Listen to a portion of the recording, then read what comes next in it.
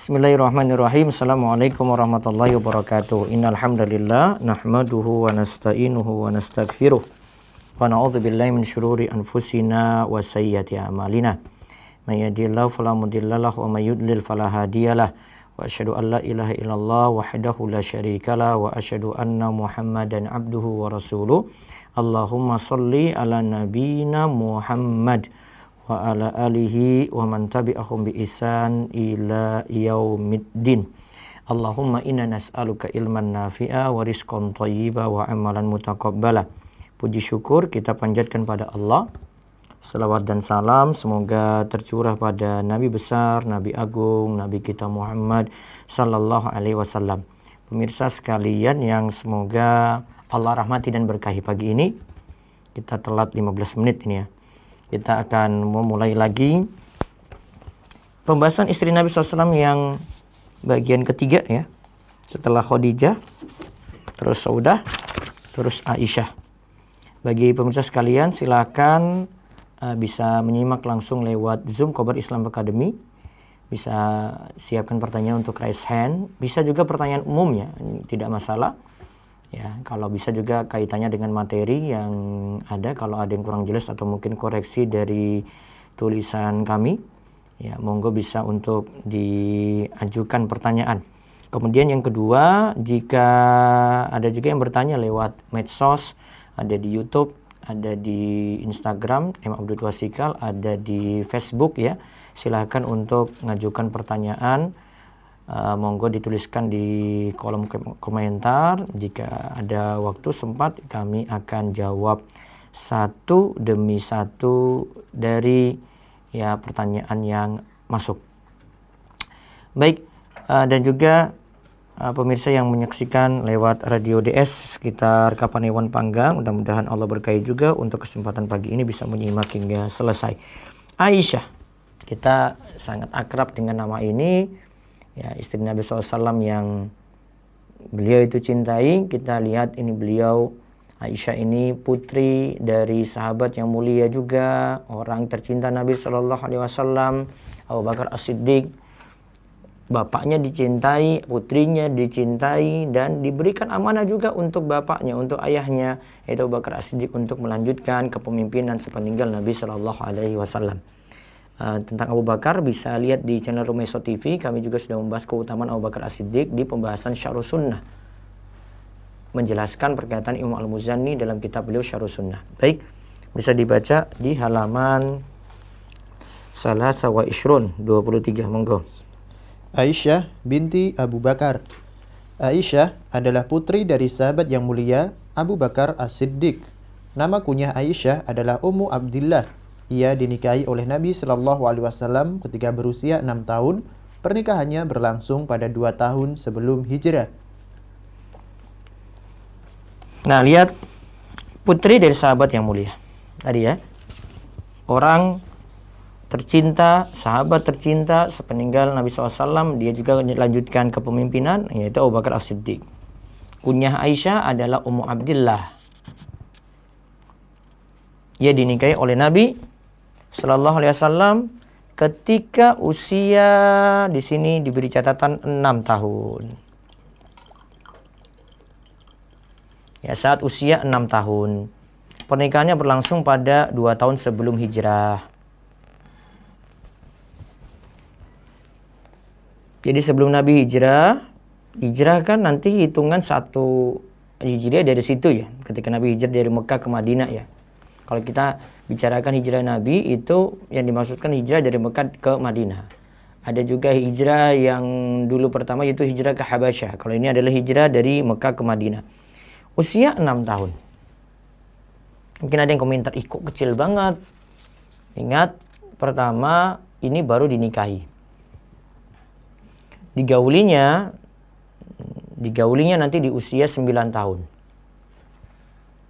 Karena ketika itu baru sudah balik gitu. Kemudian sifat putri dari kalangan Arab ya itu berbeda dengan keadaan negeri kita. Pokoknya kalau kita lihat seperti ini, kalau dari sisi Nabi SAW pokoknya bawa ke positif saja terus. Jangan seperti pemikiran ya orang-orang yang ingin cari-cari kesalahan Nabi atau pemikiran orang liberal. Akhirnya ini diutak-atik nih ini. Nabi kok gitu ya, kok gitu ya, kok gitu ya, kok gitu ya. Nah, kalau banyak kok gitunya, nah, itu masalah nanti di masalah keimanan. Mendingan diamkan aja, sudah selesai. Itu yang lakukan siapa? Nabi Muhammad SAW. Sudah diimani saja deh, diterima saja.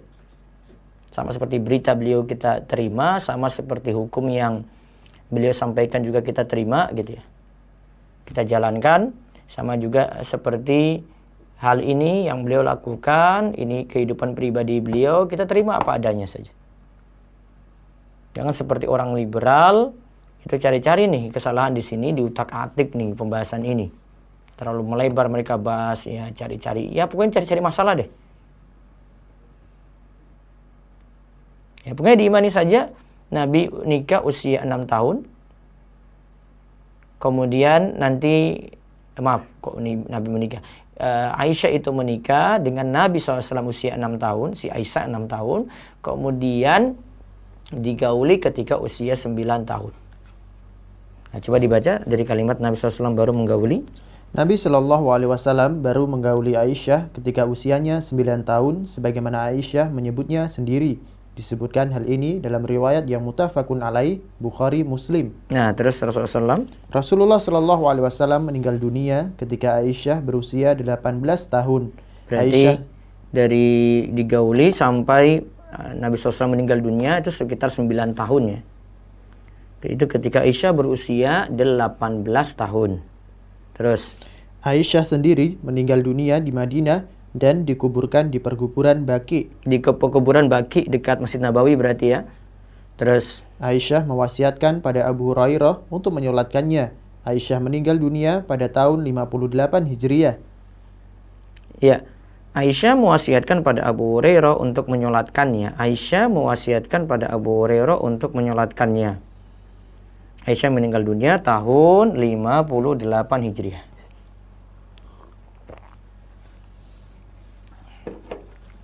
Ya, Jala'ul Afham halaman 297 sampai halaman 297 dan 300. Kitab Jala'ul Afham ini kitab karangan Imam Ibnul Qayyim rahimahullahu taala, di mana kitab ini khusus membahas tentang kehidupan Nabi, atau lebih khusus lagi tentang sholawat pada Nabi Sallallahu Alaihi Wasallam. Ya, sholawat pada Nabi Sallallahu Alaihi Wasallam. Ini kitab aslinya, judul panjangnya di halaman 99 di bagian referensi ya. Jala'ul Afham fi fadl as-shalah wassalam ala Muhammad khairil anam. Itu ada kalimat fi fadl tentang keutamaan sholawat dan salam kepada Nabi kita yang mulia, manusia yang terbaik, yaitu Nabi Muhammad sallallahu alaihi wasallam. Nah, itu berarti membahas tentang sholawat Nabi. Jadi kalau mau kaji sholawat, kitab sholawat yang paling lengkap, paling bagus mana? Nah, ini kitab Jala'ul Afham karya Imam Ibnul Qayyim. Di situ nanti kita temukan pengertian sholawat itu apa, terus kapan kita berselawat yang baik, cara berselawat seperti apa, waktu untuk berselawat itu bagaimana. Sebagiannya saya tuliskan dalam beberapa serial di rumaiso.com. Bisa lihat di judulnya waktu berselawat, kayaknya ada beberapa lihat situ ya, waktu solawat. Nah, ada 9 serial, sudah 9 tuh. Kenapa sampai 9? Saya cuma dapat mentok pas 9 serial ini, yang soi-soi cuma sampai situ. Ya, ada waktu dan tempat untuk berselawat. Ya, waktunya kapan, terus tempatnya di mana, itu ada. Karena ada yang menganggap selawat pada waktu tertentu yang ini tidak ada dalil, seperti yang kalau lagi ngetren yang saat ini itu selawatin aja deh. Ya.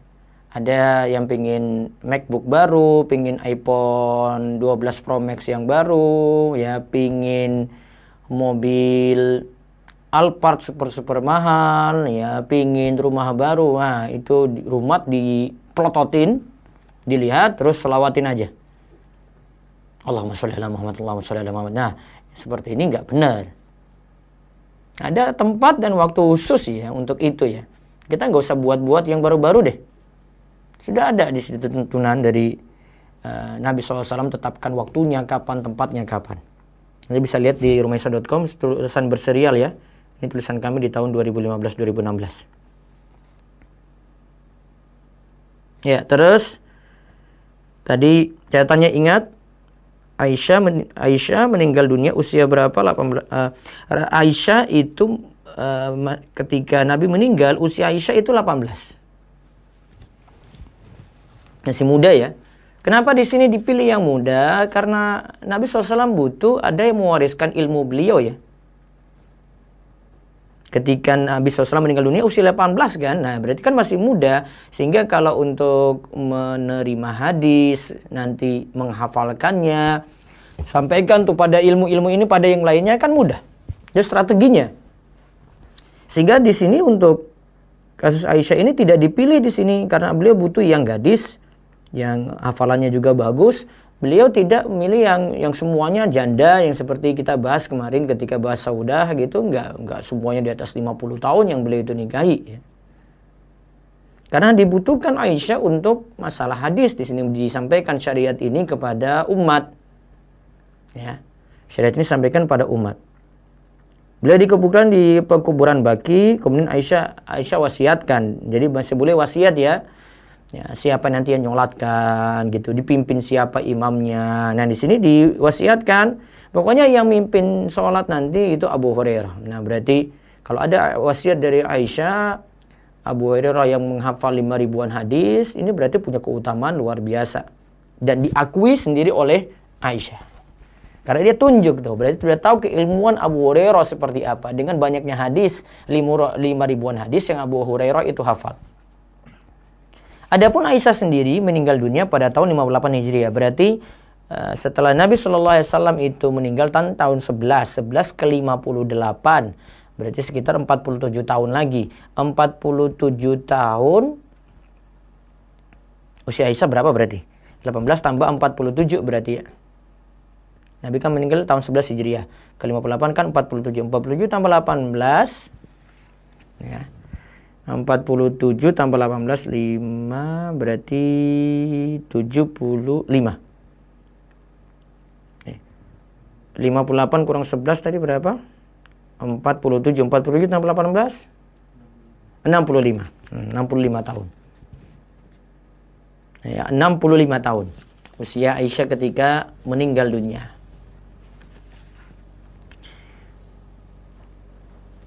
Nah, sekarang kita lihat keutamaan Aisyah.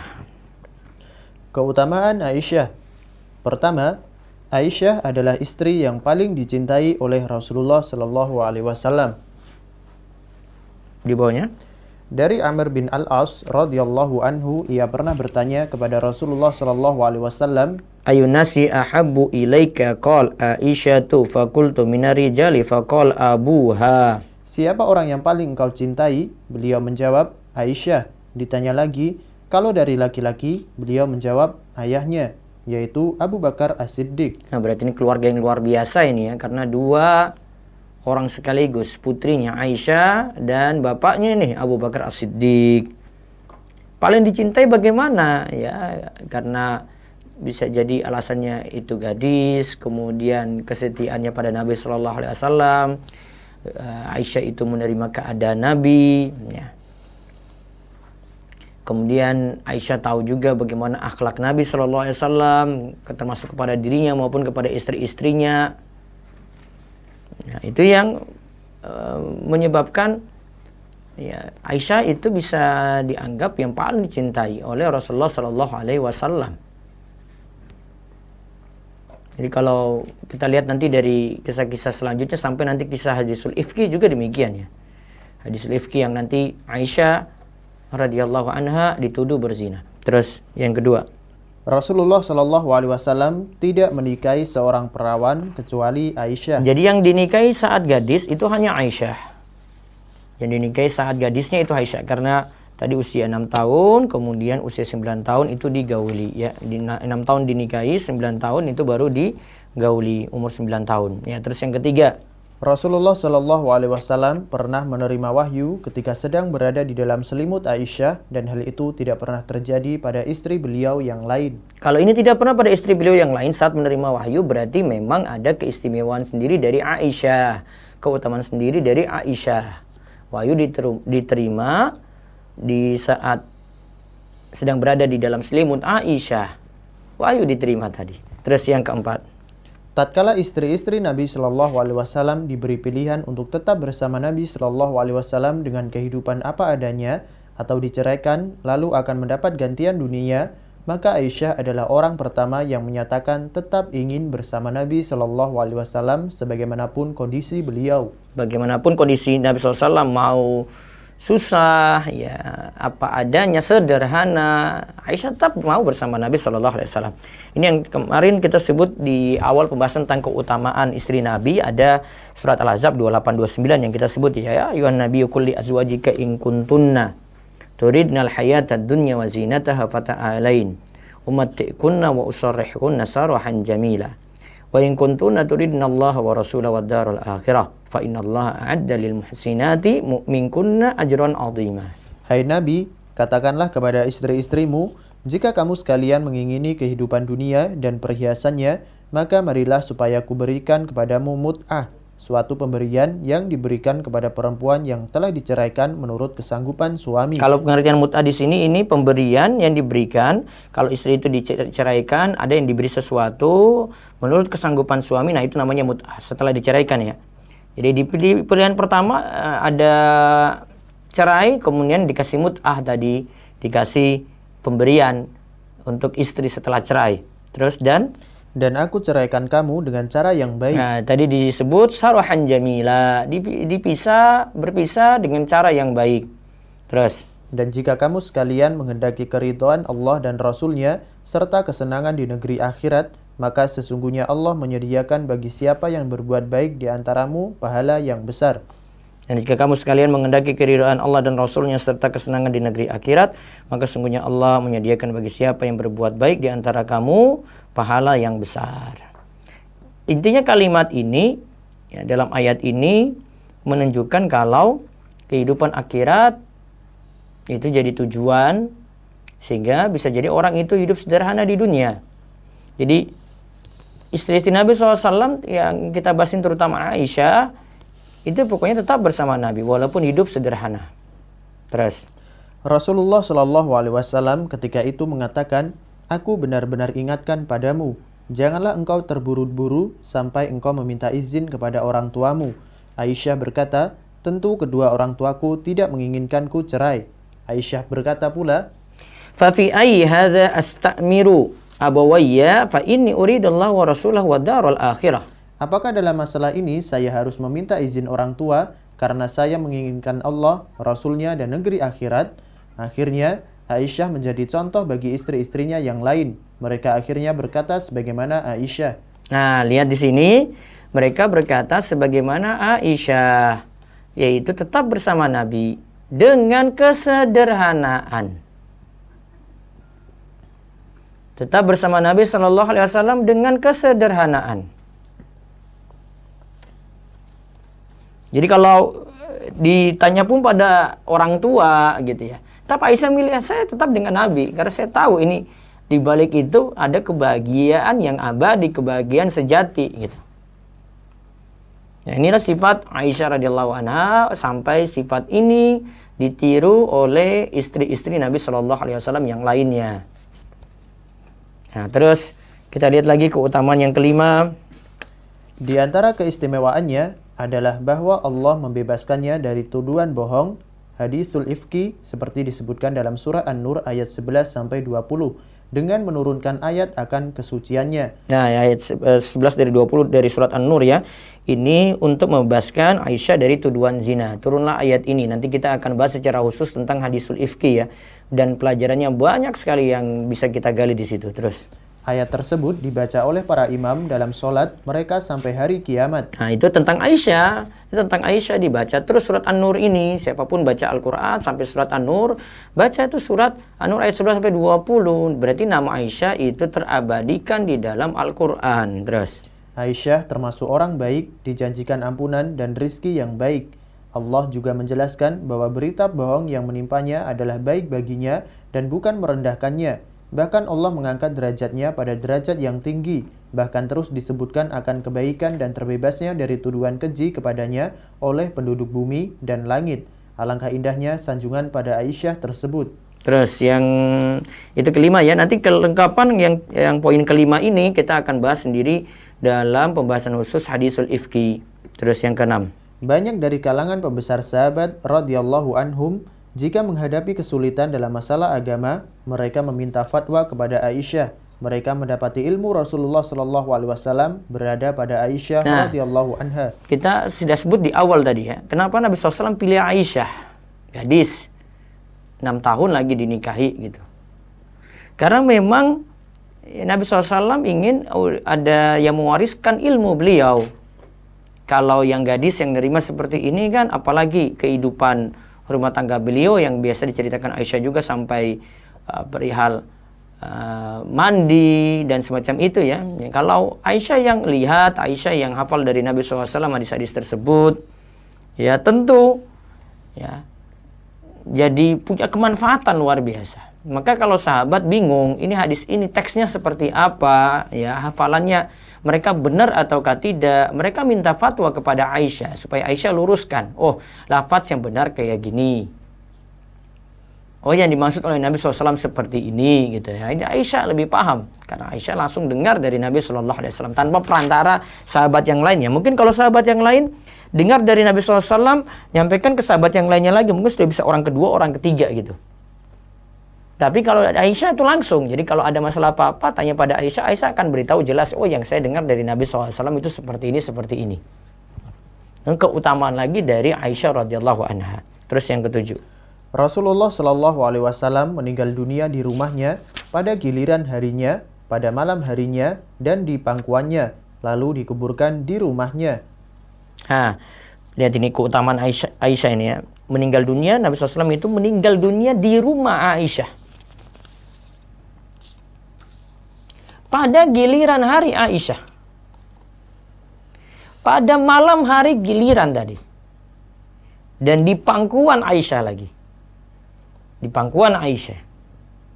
Lalu dikuburkan juga di rumah Aisyah. Jadi Nabi SAW itu bukan dikubur dalam masjid. Nabi SAW itu dikubur di rumah Aisyah. Makanya area rumah Aisyah ini sekarang itu ditutup, tutup, tidak ada ruang satupun itu orang bisa masuk. Ya, bahkan ditutup berlapis, kalau tidak salah 5 lapis gitu, 5 bagian, dan itu ditutup dari bawah sampai atas, tarik sampai atap yang warna hijau itu, ada kubah warna hijau, turun sampai bawah tanah juga itu ditutup. Mau semut masuk pun itu nggak bisa itu. Jadi itu keadaan rumah yang dijadikan kubur. Nah, ketika Masjid Nabawi diperluas ya merembet sampai situ. Ya, dan sebenarnya ini dikritik juga, tetapi ini sudah terjadi lah. Yang jelas rumah Aisyah tidak jadi bagian dari masjid. Jadi orang pun nggak pernah sholat di rumah Aisyah tadi. Nah, disitulah dikuburkan Rasulullah Shallallahu Alaihi Wasallam berdampingan dengan Abu Bakar, berdampingan dengan Umar. Ini yang saya sebutkan di kajian Sabtu dan Ahad pagi yang kita bahas Syarhus Sunnah. Situ ada perkataan Imam Al-Muzani ya, ketika menyebutkan keutamaan Abu Bakar dan Umar, mereka adalah orang yang berdampingan dengan kubur Nabi Shallallahu Alaihi Wasallam. Nah, berarti dikubur memang kuburnya dekat dengan Nabi, yaitu sama-sama di rumah Aisyah tadi. Sekali lagi ya, rumah Aisyah bukan bagian dari Masjid Nabawi. Sehingga ini pun tidak bisa dijadikan untuk masjid-masjid lainnya. Dijadikan dalil untuk masjid-masjid lainnya buat tempat yang ada kubur seperti itu. Oh enggak, ini berbeda ya. Apalagi mau nyamakan dengan Nabi Sallallahu Alaihi Wasallam, tentu berbeda. Dan memang di area itu juga tidak bisa sholat dan tidak bisa orang ngadap situ. Bahkan yang berada di sisi yang berlawanan dengan kiblat itu ada ruang kosong sehingga orang tidak mungkin ngadap itu, tapi ngadap temboknya, ada ruang kosong, baru situ rumah Aisyah. Itu steril, tidak ada yang bisa masuk di situ untuk sholat di situ. Itu yang dipahami ya. Kalau ada yang bertanya-tanya, apa benar kubur Nabi SAW itu di dalam Masjid Nabawi? Bukan, kubur Nabi itu di rumah Aisyah. Cuma perluasan Masjid Nabawi sampai situ.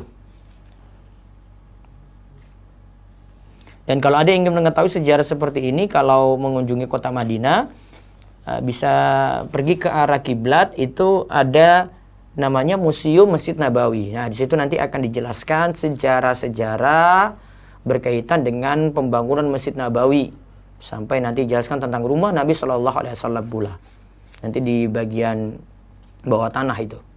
Saya tanya-tanya, mana Museum Masjid Nabawi? Nanti akan ditunjukkan sketsa pembangunan Masjid Nabawi dari awal dulu ya, sampai sketsa untuk perluasannya, pembangunannya ya, oleh Raja Saudi ya, baru nanti keadaan saat ini itu Masjid Nabawinya.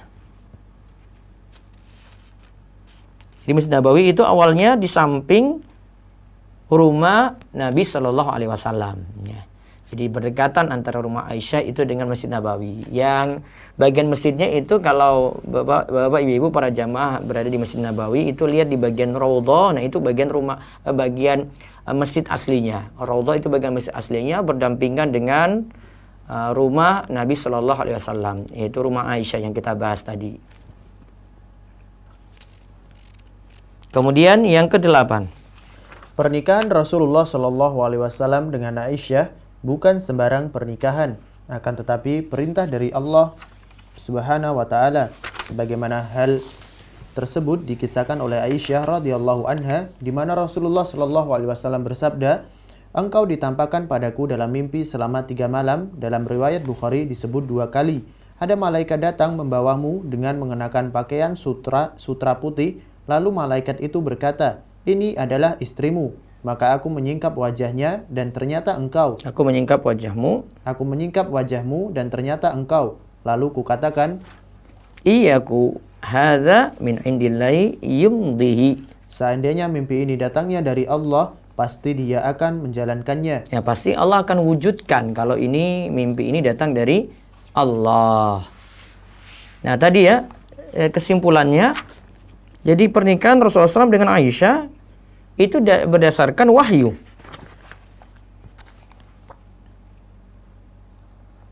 Jadi mimpi selama 3 malam nih. Ada juga riwayat yang katakan 2 malam. Ada malaikat datang membawamu, yaitu membawa Aisyah mengenakan pakaian sutra putih. Lalu malaikat itu berkata, "Ini adalah istrimu." Ternyata ketika disingkap wajahnya, ternyata itu Aisyah. Maka berdasarkan wahyu ini Nabi SAW menikahi Aisyah. Jadi itu berdasarkan wahyu juga. Jadi kalau ada yang protes, kok nikahnya usia 6 tahun? Itu wahyu itu. Kok menikahnya juga dengan Aisyah putri Abu Bakar? Itu wahyu juga. Terus yang ke-9, keutamaan ke-9. Banyak orang yang memberi hadiah pada giliran harinya Aisyah, yang di sana ada Rasulullah Shallallahu Alaihi Wasallam, agar supaya menjadi dekat dengan beliau Shallallahu Alaihi Wasallam. Jadi ingin cari perhatiannya Nabi SAW, orang-orang ya, sampai nanti istri-istri Nabi SAW yang lainnya juga yang tahu. Kalau ini hari giliran Aisyah, mau kasih sesuatu pada Nabi, yaitu pas hari itu. Hari gilirannya Aisyah. Nabi itu pasti senang. Coba kita lihat hadis berikut ini. Disebutkan dalam hadis, para sahabat dahulu menyengaja memberikan hadiah-hadiah mereka kepada Nabi ketika giliran Aisyah. Ya, Nabi SAW masih menerima hadiah ya. Yang beliau tidak boleh terima itu adalah sedekah. Sebagaimana dalam kisah Salman Al-Farisi, Salman itu mengajukan 2 hal pada Nabi. Yang pertama, Salman itu ingin buktikan kalau dia itu Nabi. Nabi tidak menerima sodako. Maka ketika Salman sampaikan sodako, bila ini sodako, Nabi tidak mau menerima untuk dia, Nabi kasih ke yang lain. Tapi ketika Salman Al-Farisi itu sampaikan ini hadiah, Nabi SAW mau menerima. Terus kata Aisyah, berkumpullah istri-istri yang lain di tempat Ummu Salamah. Lalu mereka berkata, "Wahai Ummu Salamah, demi Allah orang-orang menyengaja memberikan hadiah-hadiah mereka pada giliran Aisyah, dan bahwasannya kami pun menghendaki kebaikan sebagaimana Aisyah menghendakinya. Maka mintalah kepada Rasulullah agar memerintahkan orang-orang untuk memberikan hadiah mereka kepada beliau dimanapun giliran beliau. Kata Aisyah, Ummu Salamah menyebutkan hal itu kepada Nabi Shallallahu Alaihi Wasallam. Kata Ummu Salamah, beliau berpaling dariku. Ketika beliau kembali pada giliranku, aku disebutkan lagi hal itu. Maka beliau berpaling dariku ketika aku menyebutkan hal itu ketiga kalinya. Terus Nabi Shallallahu Alaihi Wasallam lantas berkata, ya Ummu Salamah la tu'dhini fi Aisyah fa innahu wallahi ma nazala alayya al-wahyu wa ana fi lihafi imra'atin min kunna ghairiha. Wahai Ummu Salamah, jangan engkau menyakiti aku lantaran Aisyah, karena sesungguhnya demi Allah tidak pernah turun kepadaku wahyu sedangkan aku berada di selimut seorang istriku di antara kamu kecuali dia. Nah, yang tadi hadis tentang Nabi SAW menerima wahyu itu pada selimut Aisyah, ini hadisnya ya. Terus hadis ini juga inisiatif dari istri-istri Nabi yang lainnya, kalau mau beri hadiah pada Nabi SAW maka mereka manfaatkan waktu gilirannya Aisyah. Itu akan membuat Nabi SAW itu senang. Ya, terus sekarang kita lihat syariat tayamum turun lantaran Aisyah. Ini juga menunjukkan keutamaan Aisyah. Ini yang ke-10. Ya. Aisyah pernah meminjam sebuah kalung dari Asma, lalu kalung itu hilang. Nah, ini kali kedua ini ya. Nanti kalung yang hilang lagi itu di kisah hadisul ifki yang kita akan bahas besok insyaallah. Hadisul ifki itu nanti menjelaskan Aisyah itu ketinggalan kalung hilang. Ini juga ketika meminjam kalungnya Asma, kalung itu hilang lagi. Nah, sering hilang, sudah dua kali ya. Terus saya tahu 2 kali ya. Rasulullah Shallallahu Alaihi Wasallam lantas mengutus seseorang mencarinya, lalu ditemukanlah kalung tersebut. Kemudian masuk waktu sholat sementara tidak ada air bersama mereka, lalu mereka pun sholat. Kemudian mereka mengadukan hal tersebut kepada Rasulullah Shallallahu Alaihi Wasallam, maka Allah pun menurunkan ayat tentang tayamum. Maka Usaid bin Hudair berkata kepada Aisyah. Nah, lihat. Nah, Rasulullah SAW itu lantas mengutus seorang mencari kalung tadi kan. Kemudian masuk waktu sholat. Tidak ada air. Mereka pun tidak ada air bersama mereka. Lalu mereka pun sholat. Kemudian mereka mengadukan pada Rasulullah SAW. Ini tentang masalah mereka. Mereka tidak dapati air. Maka turunlah ayat tayamum. Maka Usaid bin Hudair berkata kepada Aisyah, jazakillahu khairan. Wallahi ma nazala biki amrun takrahinahu illa ja'alallahu dzalika laki walil muslimina fihi khairan. Semoga Allah membalasmu dengan kebaikan. Demi Allah, tidaklah menimpamu sesuatu yang engkau benci, melainkan Allah menjadikan padanya kebaikan bagimu dan bagi kaum muslimin. Nah, lihat ya. Semoga Allah membalasmu dengan kebaikan. Dan di sini ada penyesuaian domir ya. Jazakillahu khairan. Ketika mengucapkan kepada perempuan maka pakai jazaki. Tapi kalau pada laki-laki jazakallahu khairan. Beda ya. Maka ada penyesuaian kata ganti. Ka dan ki.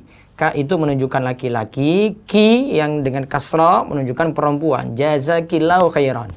Maka jangan diglobalkan. Semua nanti diucapkan. Ini ucapkan pada laki-laki jazakillahu khairan Ustadz. Nah, keliru. Karena jazaki ini untuk orang yang diajak bicara itu perempuan. Kalau yang diajak bicara itu laki-laki, maka jadi jazakallah. Nah, bentuk terima kasih. Maka kalau ada yang berbuat baik pada kita, kita ucapkan terima kasih. Bisa dengan balas ya. Balas. Kalau tidak kita doakan. Minimal doa itu apa? Ucapkan jazakallahu khairan. Kalau pada perempuan, jazakillahu khairan. Dan ini juga jadi dalil boleh mengucapkan jazakillahu khairan pada perempuan.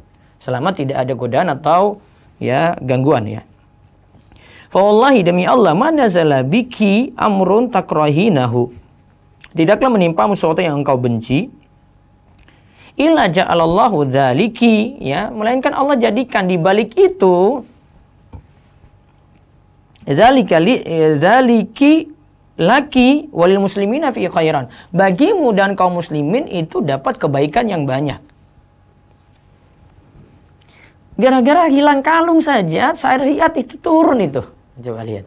Kebaikan enggak? Iya, kalau tidak turun seperti ini, kita enggak tahu keringanan-keringanannya kalau tidak dapati air ya.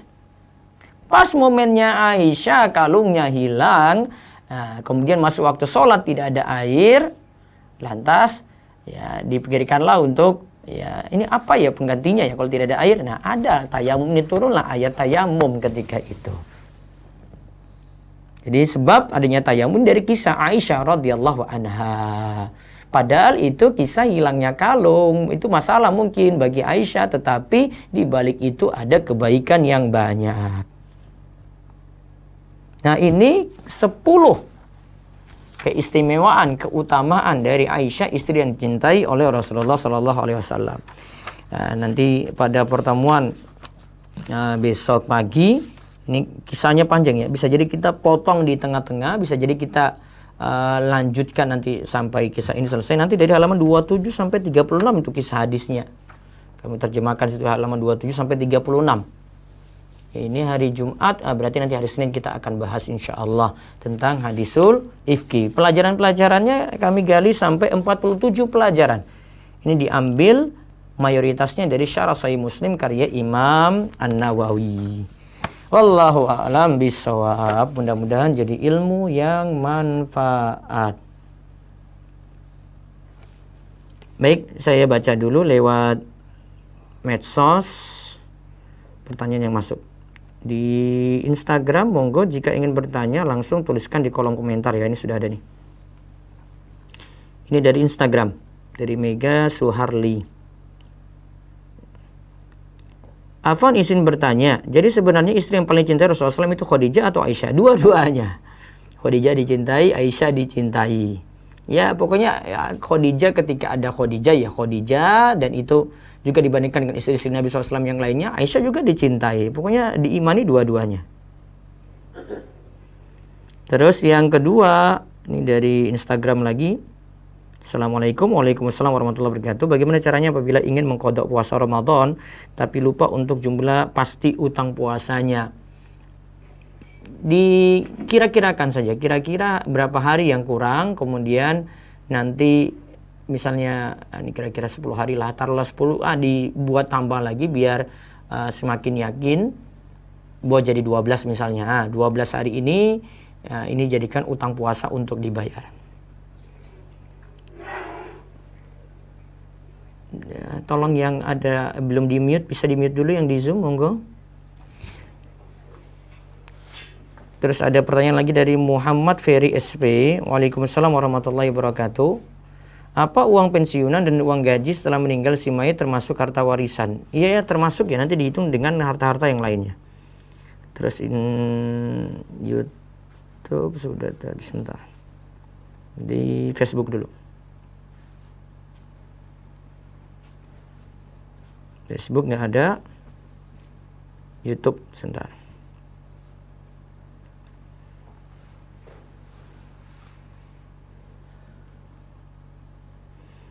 Apa boleh sholat duha di mobil karena sedang dalam perjalanan tidak ada waktu sholat di rumah? Asalnya masih boleh sholat sambil duduk, dan untuk sholat sunnah ya sambil duduk walaupun punya kemampuan berdiri itu masih boleh.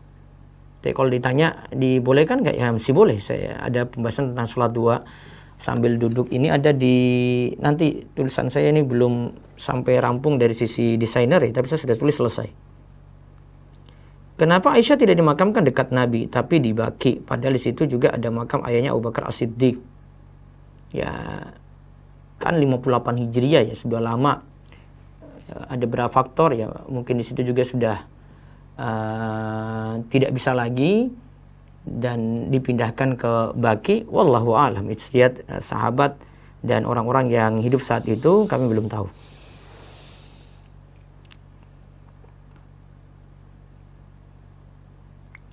Apabila sudah bepergian lebih dari 85 km tanpa berniatan bersafar, apakah sudah termasuk safar dan boleh mengqashar sholat? Kalau ini sudah keluar dari batas kampung, kemudian sudah keluar dari batas kampung ya, jaraknya 85. Batas kampung berarti bukan dalam kota, dia bukan muter-muter dalam kota ya, ini sudah bepergian ya. Maka nanti disebut safar dan dia boleh mengqashar sholat. Ustadz, bolehkah bepergian tanpa mahram seperti umroh tapi sudah mendapat izin dari suami? Tetap tidak boleh. Asalnya safar tetap dengan mahram.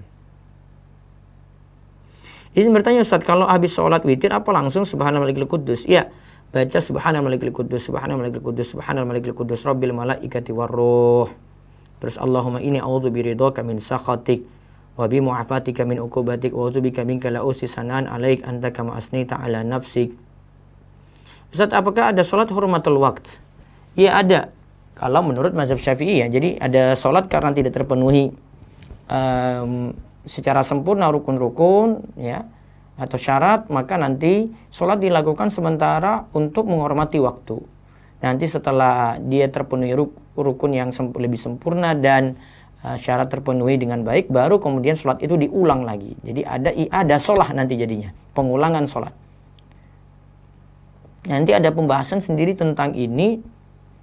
Yang tepat kalau memang sholat dilakukan dalam keadaan sulit, misalnya rukun tidak terpenuhi, berdiri misalnya tidak bisa, akhirnya jadi duduk, wudhu tidak bisa, akhirnya jadi tayamum, tetap sholatnya dia kerjakan dalam keadaan itu juga, dan sholatnya dianggap sah dan tidak perlu diulangi. Wallahu a'lam. Baik, berikutnya dari raise hand di Zoom, monggo. Baik Ustaz, kita terima dulu pertanyaan pertama dari Hafiz, silakan. Assalamualaikum warahmatullahi wabarakatuh Ustaz. Iya, waalaikumsalam warahmatullahi wabarakatuh, silakan.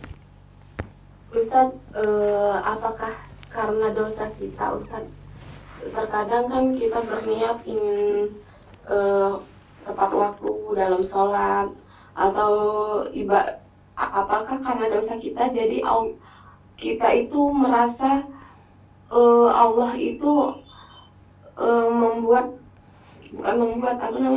menjadikan kita ini jadi tidak ini Ustaz, tidak khusyuk dalam beribadah gitu Ustaz. Itu tuh apakah karena dosa kita Ustaz? Bisa jadi.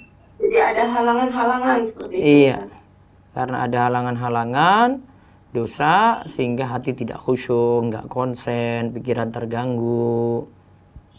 Karena masih ada yang kotor di situ, kemudian tidak bersih dan masuk dalam sholat gitu, bisa. Tidak tepat waktu, jadi ada halangan, misalkan mau tepat waktu sholat, tahunya nanti ada tamu gitu Ustaz. Itu tuh termasuk itu juga Ustaz. Itu belum tentu ya. Kalau yang ini belum tentu. Kalau ada sebab, ada uzur boleh ya. Ada sebab, ada uzur boleh ya. Ustaz. Iya. Untuk menghilangkan futur dan ibadah gimana Ustaz? Ngaji terus Hafiz. Itu kunci utama. Kalau cuma pasrah-pasrah saja, saya mau semangat dalam ibadah terus pasrah-pasrah aja, nggak pernah ngaji, nggak pernah mau dengar kajian, futur tuh lebih cepat. Tinggal tunggu waktu itu. Orang-orang yang rata-rata futur pas saat pandemi ya karena nggak mau paksakan diri untuk ngaji. Lihat aja deh prakteknya aja, Bu. Beda kalau dia paksakan diri untuk ngaji, saya harus hadir di majelis ilmu, saya butuh ilmu. Ini lebih daripada sekadar sarapan saya gitu. Rata-rata orang yang futur saat pandemi kayak gini karena tidak ada majelis offline itu karena dia memang saat pandemi itu tidak mau paksakan diri untuk ngaji. Itu, Bu. Paham ya? Ustaz ya. Ustaz, boleh satu lagi Ustaz? Iya, silakan. Tadi kan Ustaz ini kan apa? Nabi Muhammad menikah dengan Aisyah itu umur 6 tahun. Iya. Terus 9 tahun melalui Aisyah. Iya. Kalau apa beda Ustaz? Kalau sekarang kan umur 9 tahun itu masih kecil betul Ustaz. Ya beda keadaannya dengan dulu, psikologinya berbeda, Bu. Beda Ustaz. Iya. Kalau sekarang itu masih alay-alay, unyu-unyu. Iya. Itu masih main kelereng tuh si bocil 9 tahun. Masih narik-narik ingus gitu. Dulu ya beda keadaannya, jangan disamakan. Nah, Ustaz. Jazakallah khair Ustaz. Iya, waalaikumsalam. Baik, penanya selanjutnya Ibu Sarita. Assalamualaikum Ustaz. Waalaikumsalam warahmatullahi wabarakatuh, silakan. Bismillahirrahmanirrahim. Ustaz, berkenaan dengan mendidik anak. Iya. Anak mendengar mendidik anak itu setiap dari dini. Tetapi di satu sisi Anda juga pernah mendengar kita harus mendidik sesuai dengan fitrahnya anak. Jadi waktu waktu Rasulullah memerintahkan anak itu untuk sholat di usia 7 tahun. Lalu jika tidak mau 10 tahun tidak mau sholat dipukul. Ya. Nah, yang menjadi kebingungan anak itu karena anak mempunyai anak yang masih kecil, untuk mendidiknya itu bagaimana ya Ustaz? Saya meminta untuk memerintahkan dia untuk sholat, apakah harus dari sedini mungkin atau nanti menunggu 7 tahun begitu? Jangan nunggu nanti, Bu. Nanti nggak sholat-sholat kayak begitu. Biasanya kalau orang tua dari sebelum 7 tahun saja nggak ngajak-ngajak sholat, biasa anak nanti malas-malas sholat juga setelah masuk 7 tahun. Itu prakteknya, Bu, di masyarakat kayak gitu. Lihat aja, lihat tetangga aja. Kalau anaknya itu nggak pernah disuruh sholat ketika usia sebelum 7 tahun ya. Apa ketika 7 tahun dia rajin? Nggak juga. Sudah salah start dia gitu. Dia ngambil start itu kurang tepat. Ya, 7 tahun lebih ditekankan, bukan berarti sebelum 7 tahun nggak diajak. Rata-rata orang tua yang tidak perhatikan anak dari misalnya 4 tahun, 5 tahun, nggak pernah mau suruh sholat, sudah biarin deh, dia nanti masih kecil, biarin aja. Ya biarin dia sampai 7 dibiarin juga. Rata-rata kayak gitu prakteknya, Bu. Itu realita ya. Jadi tetap kita Iya, diajak. Ketika anaknya tidak mau, kita tidak boleh memaksakan ya Ustaz ya? Ajak juga tetap, Bu. Seperti itu. Iya, sebenarnya ini dari teladan orang tua juga sih. Orang tua itu sergap nggak, semangat nggak ketika ibadah gitu ya. Kalau orang tuanya malas-malasan, ya anak juga lihat malas-malasannya. Bapak saya aja azan aja masih di rumah, nggak mau berangkat ke masjid. Ibu saya aja kayak gitu, udah lihat. Wah, ibu aja masih ini sholatnya tunda-tunda, mau mepet waktunya habis baru sholat. Ya anak juga ya kayak gitu, nurut sama orang tua. Gimana mau kasih nasihat untuk anak kalau orang tua saja nggak mau semangat? Kuncinya juga pada orang tua itu kalau mendidik anak. Nah, Gitu ya? satu lagi kan, Iya. Ana sering mendapatkan serpian WA dari salah seorang akhwat Iya. yang meminta donasi untuk buka puasa setiap Senin Kamis. Nah, tapi Ana tidak mengenal akhwat itu, Ustaz. Apakah Ana tetap berdonasi atau bagaimana ya, Ustaz? Ya kalau amanat berdonasi saja. Nah, Iya. jazakallahu khairan, Ustaz. Wa iyyakum. Ya silakan lagi yang berikutnya Resen. Ukti Fania, silakan. Assalamualaikum warahmatullahi wabarakatuh, Ustaz. Ya, waalaikumsalam warahmatullahi wabarakatuh. Silakan. Afwan, Ana ingin bertanya Dr. Ustaz. Ya. Apakah tabarruk seorang wanita jika memakai pakaian yang berwarna terkhusus bagi kita yang wanita berniqab, Ustaz? Berwarna tertutup jilbab enggak? Nah, tertutup, Ustaz. Tidak terbuka. Tidak. Roknya berwarna enggak? Iya. Roknya berwarna atau tidak? Atau polos? Baju Ustaz ini yang berwarna, Ustaz. Bajunya yang berwarna, berarti tertutup jilbab. Ya, nah. Tertutup, boleh. Kalau tertutup, yang penting tertutup tujuannya ya, tapi nggak terbuka. Kan tampilan luarnya yang dinilai. Gitu ya? Nah, satu lagi, Ustaz. Iya. Apa perbedaan manhaj salaf dengan salafi, Ustaz? Mana salaf, mana para sahabat. Salafi orang yang mengikuti salaf. Nah, Ustaz. Gitu ya? Sekarang jazakallahu khairan. Wa iyyakum. Assalamualaikum. Waalaikumsalam warahmatullahi wabarakatuh. Ya silakan lagi berikutnya. Ibu Pri, Umu Arya. Nah, bismillah. Allah yubarik fik, Ustaz izin bertanya. Iya. Ustaz untuk Asma ini Ana agak bingung, ada beberapa yang menjelaskan bahwa Asma itu adalah istrinya Abu Bakar. Tapi dalam beberapa Saudara Aisyah. adalah saudara ya. Sebenarnya siapa sih? Boleh dijelaskan ya Ustaz? Ana bingung. Coba, iya bisa jadi sama itu. Sama antara nama anak dengan nama ibu gitu. Oh, Seperti Ali bin Abi Thalib itu ibunya Fatimah namanya ya, istrinya Fatimah juga. Masya Allah. Apa orang Arab itu memang kayak gitu, Bu. Jadi dalam pemberian nama itu orang Arab tuh nggak pandang ini anaknya siapa, bapaknya siapa, ya beda nama enggak ya. Bisa jadi anaknya namanya Muhammad, bapaknya Muhammad juga. Jadi Muhammad bin Muhammad.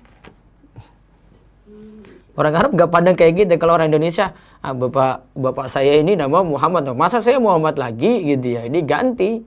Bapak saya Utsman, masa saya Utsman lagi, saya nama yang lain deh. Nggak mau sama. Tapi orang Arab kayak gitu memang. Jadi nama tipe, kalau orang Arab beri nama itu nggak melihat siapa orang tuanya, siapa ibunya gitu, nggak.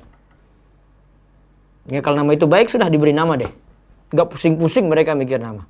Jadi bin-binnya itu bisa jadi sama. Nah. Baik Ustaz, itu aja Ustaz. Nggih. Barakallahu fikum. Ya, waalaikum. Ya, berikutnya lagi silakan. Ibu Vika, silakan. Assalamualaikum warahmatullahi wabarakatuh, Ustaz. Waalaikumsalam warahmatullahi wabarakatuh. Afwan bertanya di luar tema. Iya. Misalnya kita menjual krim wajah gitu, kemudian krim wajahnya itu sudah digunakan dalam beberapa hari. Nah setelah itu krim wajahnya itu kan dijual ke orang-orang dengan harga dengan harganya itu di bawah harga normal. Apakah itu diperbolehkan? Boleh, yang penting dijelaskan ini sudah dipakai. Nah, Ustaz. Iya. Terus satu lagi Ustaz, kan tidak ada niat sholat seperti usolli gitu ya Ustaz. Itu mengapa sholat subuh itu kok bisa 2 rakaat, sholat zuhur itu kok bisa 4 rakaat dan lain sebagainya. Maksudnya kenapa sholat-sholat ini kok rakaatnya begitu?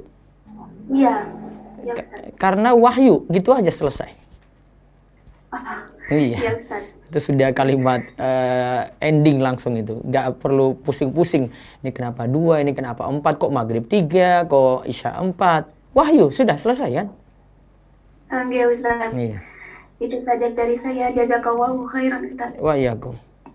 Ya, terus berikutnya lagi. Selanjutnya akhwat, silakan. Ya, bismillah. Assalamualaikum warahmatullahi wabarakatuh, Ustaz. Iya, waalaikumsalam warahmatullahi wabarakatuh. Ya, izin bertanya, kenapa Aisyah tidak menikah lagi padahal usianya masih muda? Nah, kemarin kan sudah kita bahas awal ya. Istri Nabi tidak boleh lagi dinikahi oleh orang-orang setelahnya. Oh, nah. Sudah jadi aturan itu sudah aturan baku. Siapapun, bukan hanya Aisyah. Siapapun istri Nabi setelah Nabi meninggal dunia tidak boleh dinikahi oleh laki-laki manapun.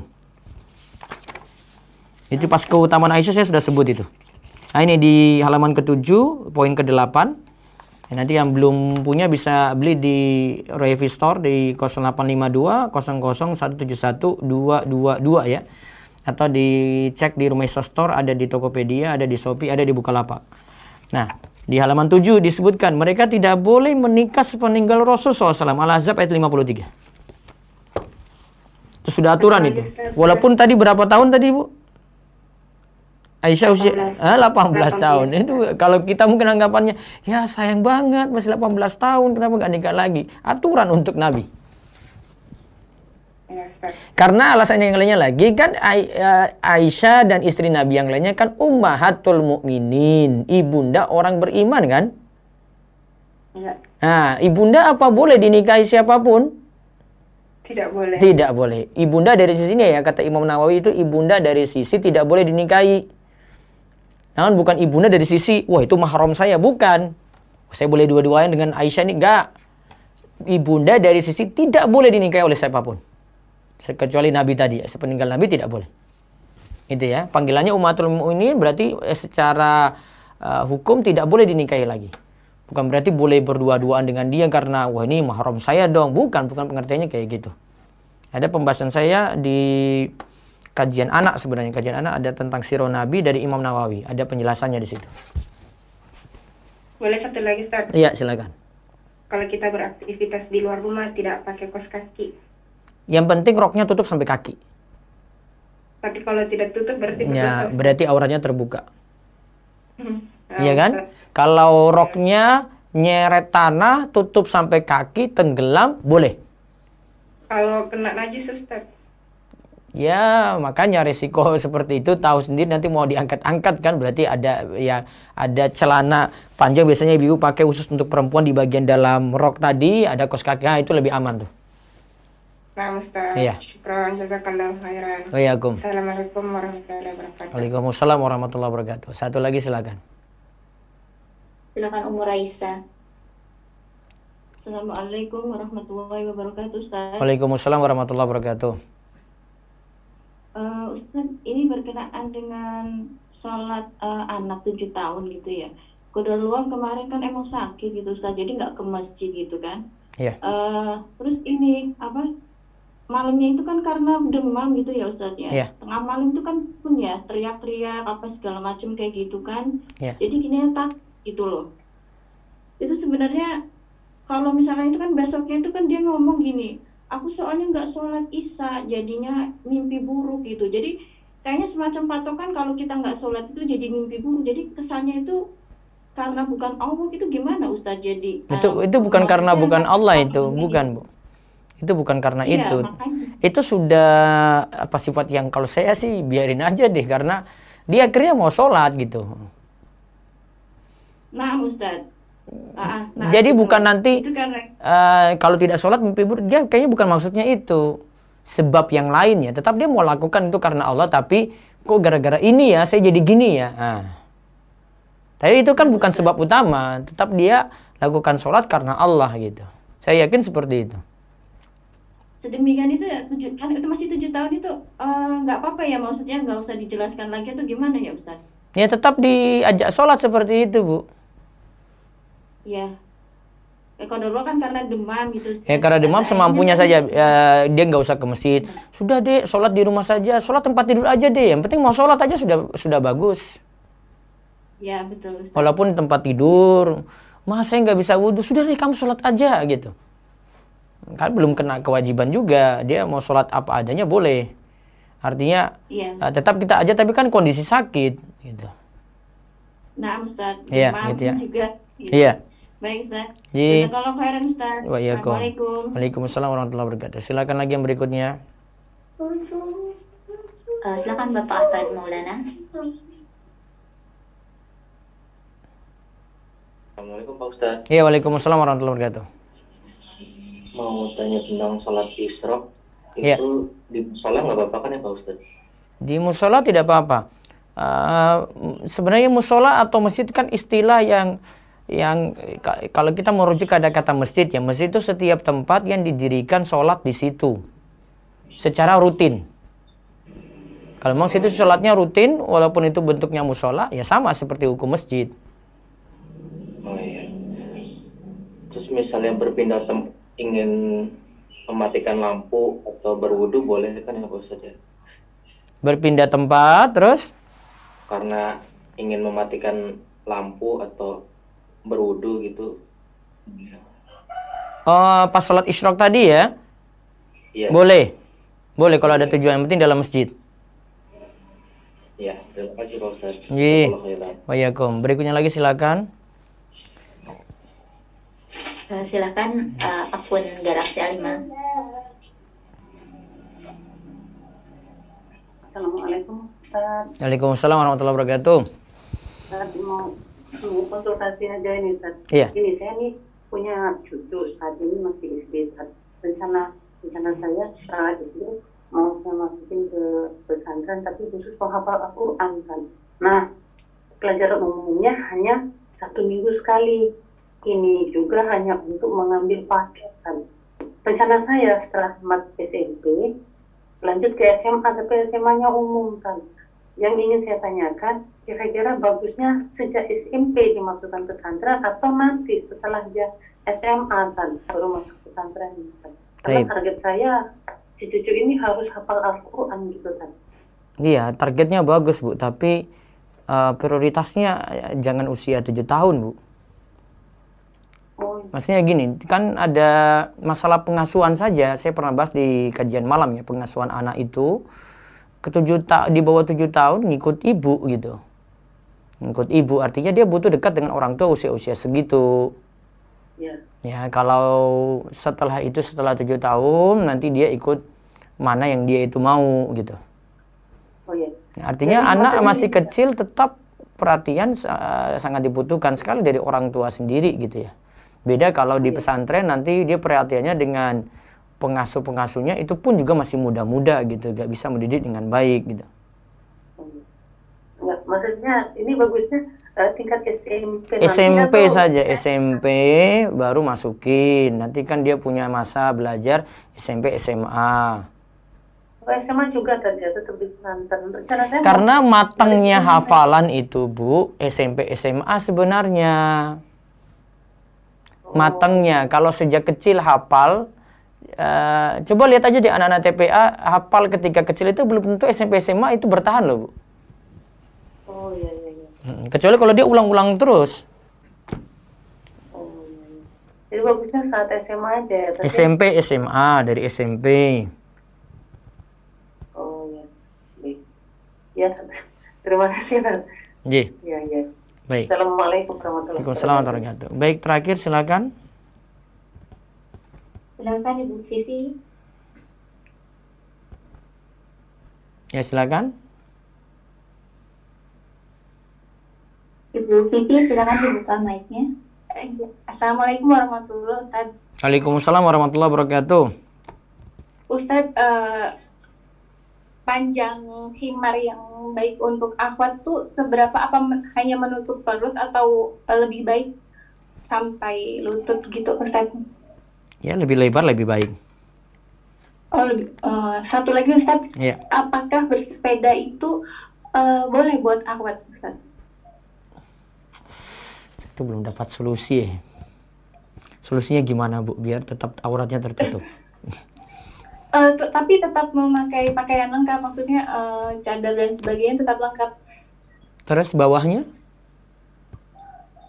Bawahnya tetap pakai dalaman, maksudnya celana yang menutup sampai bawah. Celana, roknya nggak pakai? Pakai. Kan igamsnya sampai bawah. Itu nggak masuk rantai itu? Kadang-kadang masuk tuh. Nah itu makanya muturutnya. Iya. Itulah saya belum dapat solusi saya. Nanti kalau saya bilang iya, nanti ibu-ibu pada sepedaan semua gitu. Makanya saya malah bahaya nanti kalau boleh sepedaan pakai rok nggak apa-apa. Iya kalau kena rantai gimana? Muturut di dia lagi gitu. Kalau motor nggak terlalu ini dibanding sepeda langsung rok ketemu rantai gitu loh. Tapi kalau bolehnya belum itu ya Ustaz. Ya mungkin didesain bagaimana gitu biar aman itu roknya. Ya kalau dia pakai jilbab terus suruh pakai celana, saya dari dulu nggak setuju. Gitu. Lagi sampai ketat-ketat nggak boleh. Enggak ketat sih Ustaz. Celananya juga longgar. Iya, tapi di luar tetap dengan rok. Karena sebenarnya dengan adanya celana itu masih membentuk lekuk tubuh, nggak bisa. Oh begitu ya. Iya, saya bahas di buku saya yang ini, perhiasan wanita itu. Nanti setelah kajian belajar di Nabi saya bahas nih. Perhiasan wanita. Iya. Nanti saya cari bukunya. Iya. Kalau Ustaz. Iya, Baik, kami rasa cukup sudah 6:30. Insyaallah besok kita kaji Syarhus Sunnah ya, karya Imam Al-Muzani tentang kisah Ali bin Abi Thalib insyaallah. Kita cukupkan.